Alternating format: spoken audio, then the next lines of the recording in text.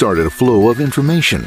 This information travels down into your own personal mailroom, where Mr. IP packages it, labels it, and sends it on its way. Each packet is limited in its size. The mailroom must decide how to divide the information and how to package it. Now, the package needs a label containing important information, such as sender's address, receiver's address, and the type of packet it is.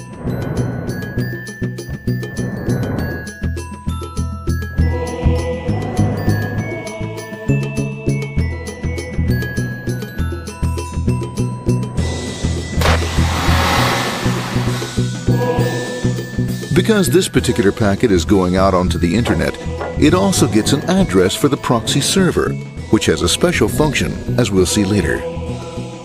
The packet is now launched onto your local area network, or LAN.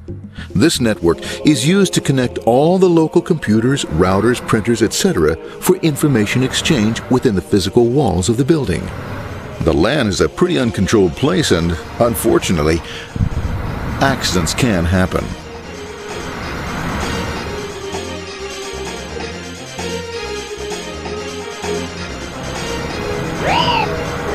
The highway of the LAN is packed with all types of information.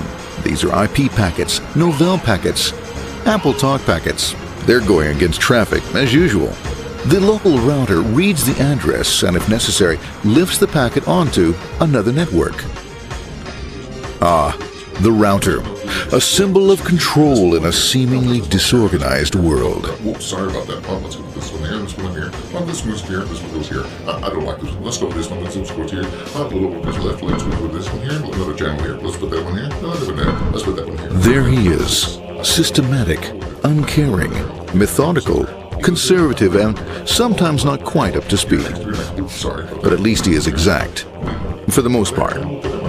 That's the one was there. That one was there. That one was there. And this one was there. Well, another one was there. That was there. He's behind him. He's still there.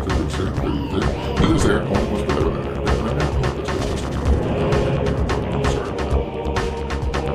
there. As the packets leave the router, they make their way into the corporate intranet and head for the router switch.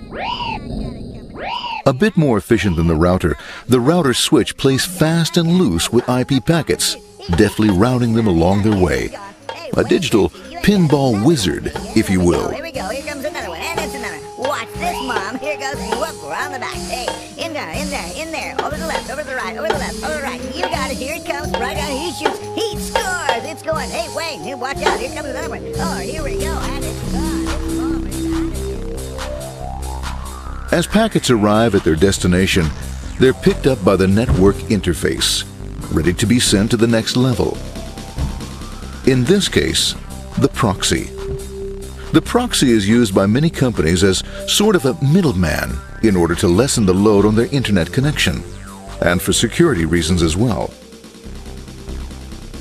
As you can see, the packets are all of various sizes, depending upon their content.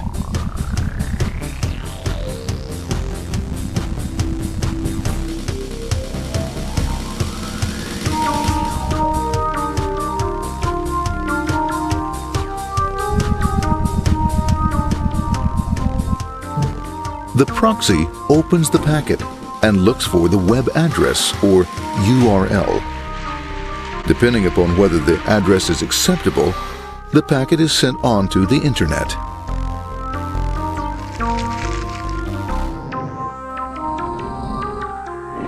There are, however, some addresses which do not meet fairly dealt with. We'll have none of that. For those who make it, it's on the road again.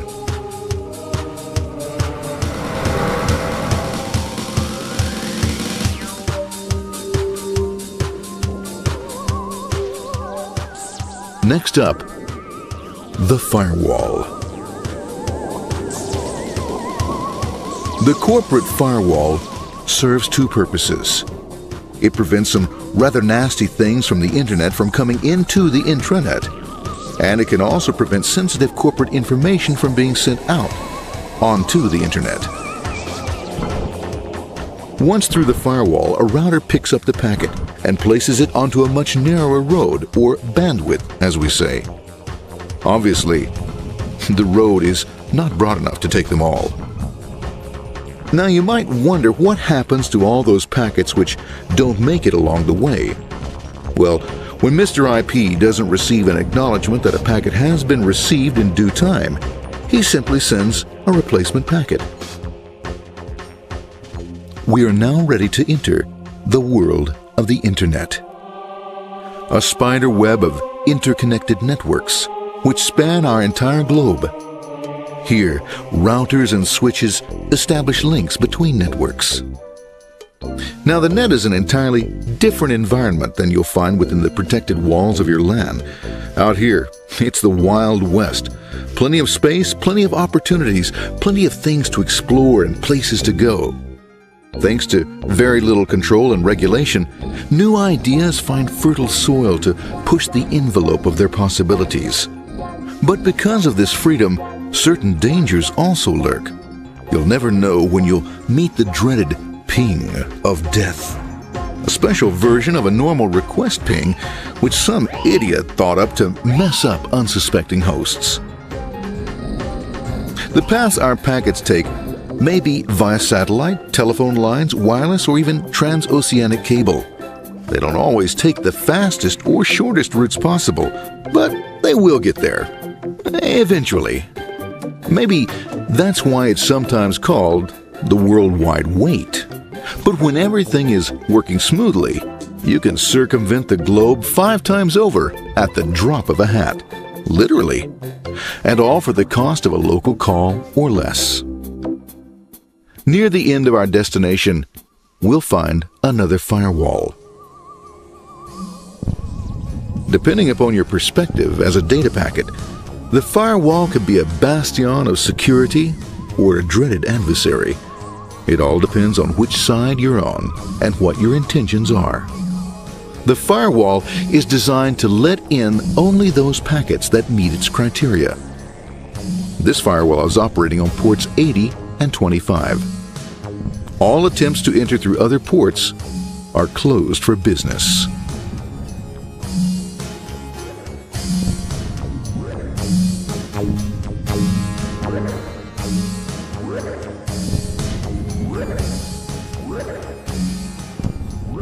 Port 25 is used for mail packets, while Port 80 is the entrance for packets from the Internet to the web server.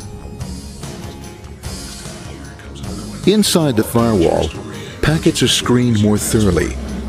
Some packets make it easily through customs, while others look just a bit dubious. Now, the firewall officer is not easily fooled, such as when this ping of death packet tries to disguise itself as a normal ping packet. It's okay, go on, it's okay, no problem. Have a nice day. Be out of here. Bye. For those packets lucky enough to make it this far, the journey is almost over. It's just a lineup on the interface to be taken up into the web server.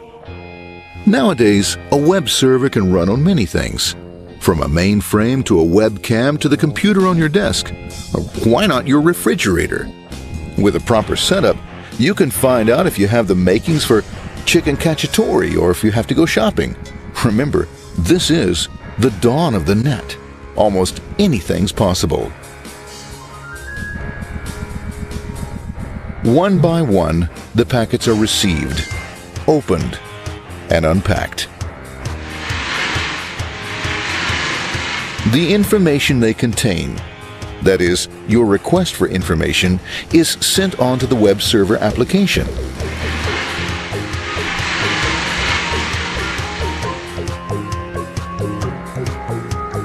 The packet itself is recycled, ready to be used again, and filled with your requested information.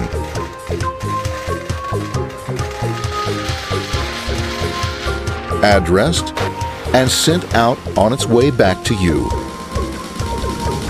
Back past the firewall, routers, and on through to the Internet. Back through your corporate firewall.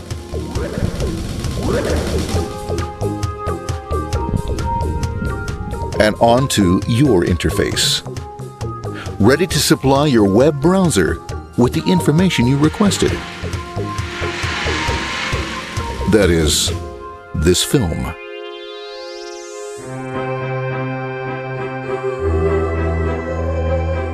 Pleased with their efforts and trusting in a better world, our trusty data packets ride off blissfully into the sunset of another day, knowing fully they have served their masters well.